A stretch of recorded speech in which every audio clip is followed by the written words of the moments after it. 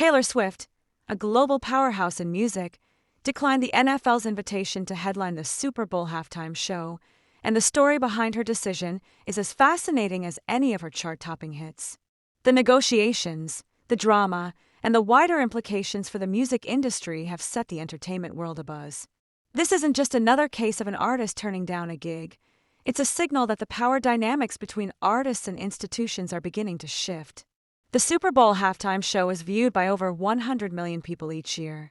For decades, the NFL has approached the event with a simple pitch: exposure.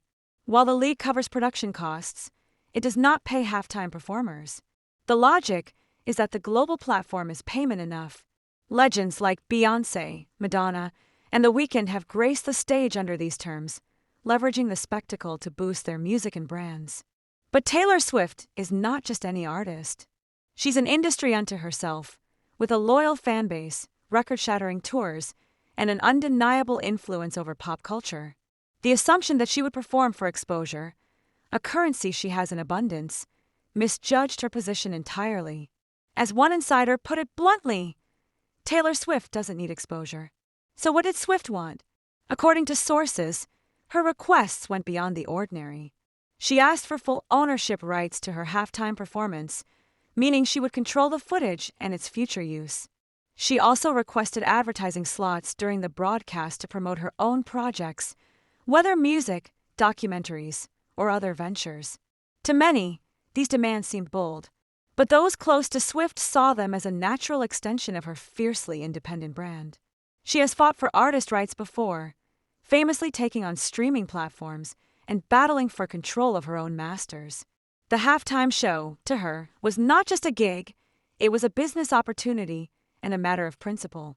She wasn't asking for favors, one music executive explained. She was asking for respect. The NFL balked. The league's business model and broadcast agreements didn't allow for the kind of arrangement Swift wanted. Ownership rights. Traditionally, those stay with the NFL and its broadcast partners. Advertising slots. Those are reserved for the world's biggest brands, fetching millions for just 30 seconds of airtime. Negotiations stalled. The parties parted ways. Swift walked away. The NFL may have expected her to compromise, perhaps swayed by the prestige of the event. But Swift's calculation was different. With a sold-out international tour and multiple albums dominating the charts, she had little to gain and much to stand for. As one insider put it, she wanted a deal that reflected her value. She wasn't about to hand that over for free. Swift's decision sent shockwaves through the industry. For decades, the Super Bowl halftime show has been a coveted honor, with artists clamoring for the chance to perform. But Swift's refusal reframes the event as a negotiation between equals, not a one-sided favor.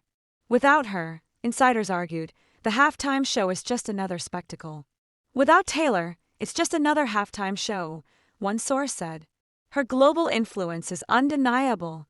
Her presence can spike ratings, drive social media trends, and create unforgettable cultural moments. The NFL's refusal to acknowledge this, some say, is a missed opportunity. Swift's insistence on owning her performance is not just a personal preference, it's part of a broader movement among artists. In the digital age, content is king. Performances can be rewatched, remixed, and monetized in countless ways. By retaining ownership, artists can control their legacy and profit from their work long after the lights go down. Swift knows this better than most. Her battles over her master recordings became headline news, sparking conversations about artist rights and the structures of the music industry. Her move to own her Super Bowl performance would have set a new precedent for artists at the highest level. The request for advertising slots may have sounded audacious, but it's a logical extension of Swift's business acumen. The Super Bowl is the most watched event in American television. 30 seconds of airtime can introduce a new album, a documentary, or a philanthropic cause to an audience of millions. For Swift, who has mastered the art of the album rollout and the surprise announcement, controlling how she is presented to the world is part of her brand. She doesn't just perform, she curates moments. Why not use the world's biggest stage to tell her own story? The days when exposure was enough to lure the biggest stars may be ending. Swift's decision is the latest sign that top-tier artists now have the leverage to demand more ownership, respect, and a seat at the table. The world has changed. Social media, streaming, and direct-to-fan marketing have given artists unprecedented independence. For Swift, the Super Bowl was not a once-in-a-lifetime chance. It was a business negotiation, and the terms didn't make sense. The NFL may have underestimated just how much Swift's presence could have elevated the event. Her era's tour shattered records worldwide, drawing fans from all demographics and backgrounds. Her mere attendance at NFL games, thanks to her high-profile relationship with Kansas City Chiefs tight end Travis Kelce, generated surges in viewership and merchandise sales. Imagine what her halftime show could have done. Without Swift, the NFL will undoubtedly find another major artist. Rumors swirl every year about who will take the stage. But the calculus has changed. Artists will see Swift's stance as a model, one that says, if I'm going to lend my name and my art to your event, I want a deal that respects my value.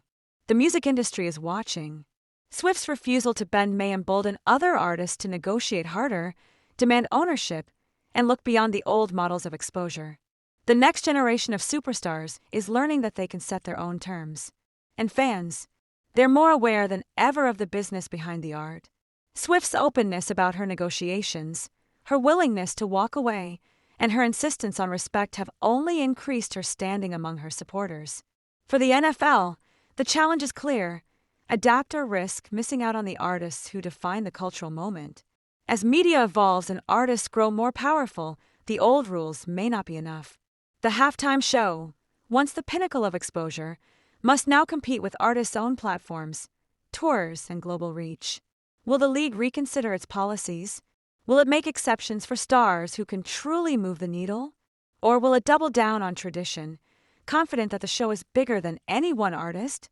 In the end, Swift's refusal to perform at the Super Bowl is just another example of her carefully managed career. She has always taken charge of her narrative, from surprise album drops to re-recording her old hits. Her decision here is not about ego, it's about control, respect, and setting an example for others. She doesn't need the Super Bowl. The Super Bowl needs her.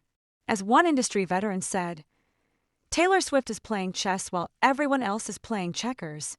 Her sense of timing, her understanding of her own value, and her refusal to settle for less have set a new standard. Swift's story is a turning point. Artists are no longer content to be props in someone else's spectacle. They want, and deserve, to be partners with a say in how their art is used and presented. The next Super Bowl halftime show will undoubtedly be spectacular. But fans and artists alike will remember that, once upon a time, the world's biggest pop star said no because she knew her worth. And that's a halftime moment worth remembering.